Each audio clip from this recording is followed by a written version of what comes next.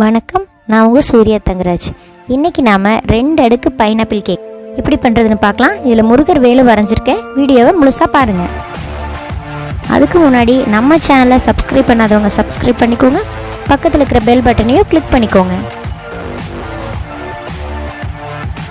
இதுக்கு முன்னாடியே pineapple cake நான் செஞ்சு வீடியோ போட்டிருக்கேன். இது 2 அடுக்கு கேக். இதில் கொஞ்சம் டிஃபிகல்ட்டிஸ் இருக்குது. அது எப்படி கரெக்டாக பண்ணுறதுன்னு பார்க்கலாம். இதுக்கு முன்னாடியே இந்த கேக் நான் அப்லோட் பண்ணியிருந்தேன். இதில் நான் பைனாப்பிள் சாஸ் எப்படி பண்ணுறது, பைனாப்பிள் எப்படி டெக்கரேட்டிவாக கட் பண்ணுறது இப்படிங்கிறதெல்லாம் நான் கொடுத்துருக்குறேன் டிஸ்கிரிப்ஷனில். நீங்கள் அதில் போய் பார்க்கலாம். இப்போ நம்ம செஞ்சிட்ருக்கிறது 2 tyre cake. First layer square டைப்பில் செஞ்சுருக்கேன். அது 3 லேயராக கட் பண்ணிவிட்டு ஒவ்வொரு லேயருக்கு நடுவிலும் ஃப்ரெஷ் க்ரீம், அப்புறம் சாப் பண்ண பைனாப்பிள், அதுக்கு மேலே மறுபடியும் பைனாப்பிள் சாஸ் இதெல்லாம் ஆட் பண்ணிவிட்டு மிக்ஸ் பண்ணி ஒரு லேயருக்கு நடுவில் இந்த மாதிரி நான் அப்ளை பண்ணிக்கிறேன்.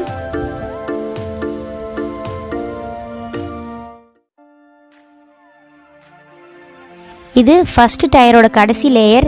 இதுக்கு நான் பைனாப்பிள் சாஸ் மட்டும் அப்ளை பண்ணிவிட்டு க்ரீம் போட்டு டெக்கரேட் பண்ணிக்கிறேன்.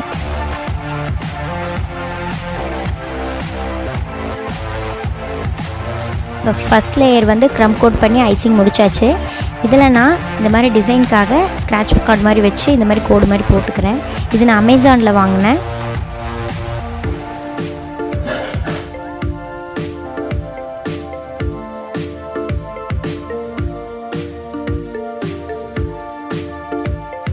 இப்போ இந்த கேக்கோட 2வது அடுக்கு இது நான் ரவுண்ட் ஷேப்பில் பண்ண போகிறேன்.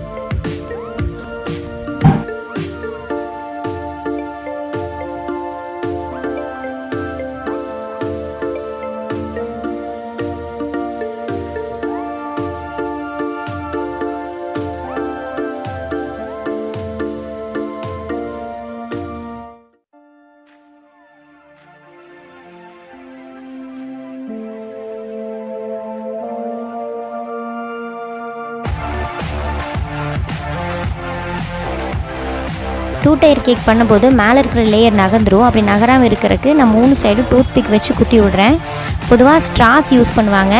நான் அந்த மாதிரி என்கிட்ட இல்லாதனால நான் டூத் பிக் வச்சு குத்திக்கிறேன். இது கஸ்டமர்கிட்ட நான் சொல்லிடுவேன்.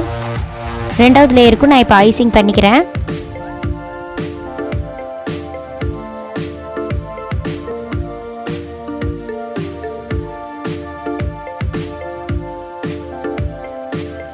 நான் ஏற்கனவே பண்ணி வச்சுருக்க பைனாப்பிள் சாஸை கேக்கில் இந்த மாதிரி ட்ரிப் பண்ணிக்கிறேன்.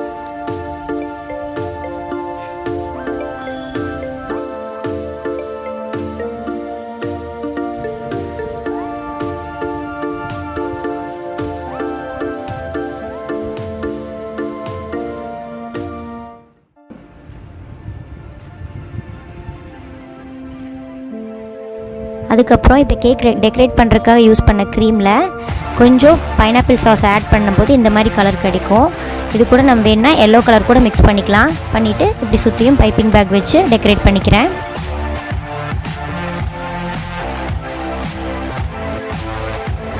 இந்த மாதிரியான கேக் டெக்கரேஷனுக்கான ஃப்ரெஷ் க்ரீம் எப்படி செய்கிறங்கிற வீடியோவையும் நான் டிஸ்கிரிப்ஷனில் கொடுக்குறேன், பாருங்கள்.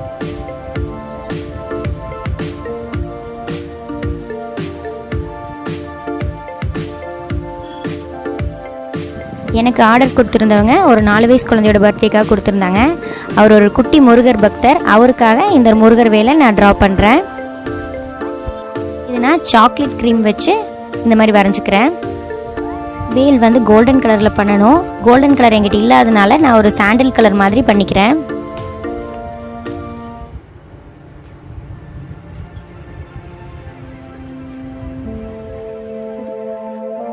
விபூதிக்கு நடுவில் க்ரீமையே சந்தன குங்குமமாக வச்சுக்க போகிறேன். குட்டி முருகர் பக்தருக்கு கேக் ரெடி ஆயிடுச்சு. இதில் நம்ம பைனாப்பிள் வச்சு டெக்கரேட் பண்ணிக்கலாம். பிஸ்கட் கட்டர் வச்சு கட் பண்ண பைனாப்பிள் இதை நான் சுற்றி ஒட்டிக்க போகிறேன். இந்த மாதிரி கட் பண்ணுறது இதுக்கு முன்னாடியே செஞ்ச கேக்லேயும் நான் போட்டிருக்கிறேன். அந்த வீடியோ நான் டிஸ்கிரிப்ஷனில் கொடுத்துருக்குற பாருங்கள். இது பைனாப்பிள் ஒட்டினோடனே தனி அழகு வந்துருச்சு.